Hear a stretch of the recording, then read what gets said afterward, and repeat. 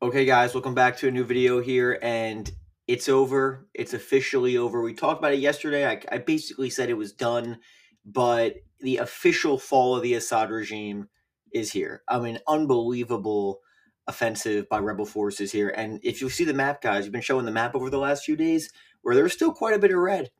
Not even a dot, guys. It is completely green.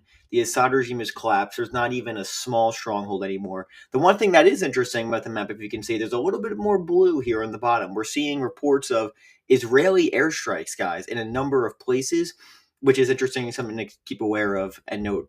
And there was also reports, guys, because we've been talking about how Bashar al-Assad reportedly fled the country, which I said that I believe to be true because there's no way he would be staying there. And that's still a possibility. But there was a number of reports last night that as their capital was falling, guys, that a number of government planes were leaving the airport in Damascus, and one appeared to definitely be shot down or crash landed.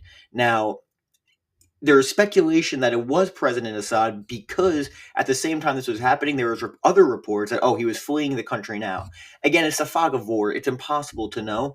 But here is the suspected plane of Assad here, where he left Damascus and then they turned back, which is interesting. And I was tracking the plane at the time, guys, because there was speculation that this could have been his plane. There was 40,000 people, I believe, like following it at the time. And then the thing that is also interesting, Homs is now controlled by rebel forces. It seems as though something went wrong over here, over the city, possibly shot down. And here's the flight trajectory, guys. If you look here, you can see in a number of seconds, the plane lost several thousand feet.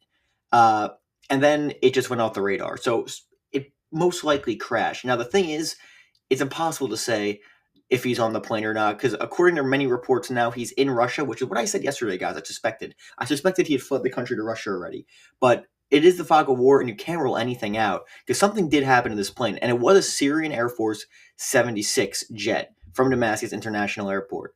Um, Again, super interesting. And here's another photo, guys, where you can kind of see here where the trajectory, something is up, where it loses a lot of speed in a very quick amount of time. And it seems as though something happened over the city of Homs.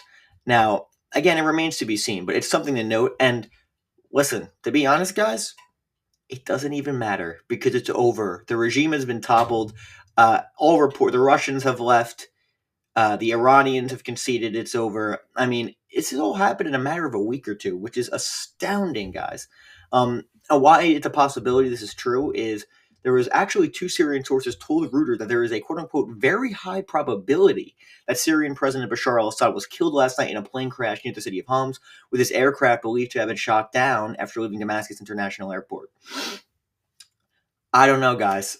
I don't know. It would obviously just make the story way more interesting. But again, we talked about how I had thought he had fled already. According to other reports, that's why I think he probably did flee. But it's possible it was his family members as well, which you can't rule out. In our previous videos, which by the way, we're getting a lot of views on that. Just make sure to like and subscribe. It's super good for the algorithm. So thank you guys for that. But again, guys, it doesn't matter. If he's alive or dead, he's done. He's out of the picture anyway. Whether he'll take refuge in most likely Russia for the rest of his life, which is what I would suspect, or he's actually dead.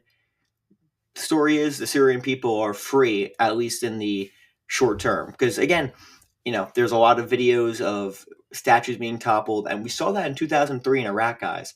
But if that's any indication, what comes next is far from certain. So it remains to be seen what's going to happen here. But again, super interesting news. The regime has been toppled. And just to talk about some other geopolitical ramifications for the region, guys, Benjamin Netanyahu's statement, this is a historic day for the Middle East, the collapse of the Assad regime. The tyranny in Damascus offers great opportunity, but also is fraught with significant dangers. We send a hand of peace to all those beyond our border in Syria. Okay. Now, again, the Israelis are doing a number of airstrikes, reportedly targeting a number of Iranian facilities because it's unclear how these groups govern. Again, we talk about how HTS is a U.S.-designated terror group, but I saw an interview on CNN recently where he was actually seemed to be moderating some of his positions, but again, who knows? It remains to be seen. But again, guys, the big story, all green. Unbelievable stuff. The rebels have ousted the Assad regime, which has ruled in a dictatorship for decades with Assad and his father, just incredible stuff. So yeah, again, is Assad dead? It does. Who knows? And frankly, it doesn't even matter. But I would say 40%, because again, I think he fled the country. But who knows? I would say I'd put it at 40%. Gut feeling says no, he survived. But I mean, it's the Middle East. You can't rule anything out. So thank you guys for watching this video. Just a quick little update. And yeah, Bashar al-Assad may have been killed in a plane crash leaving Damascus last night, fleeing the country. But whatever the case, it is a great day for the Syrian people. So thank you guys for watching, and I'll see you guys soon.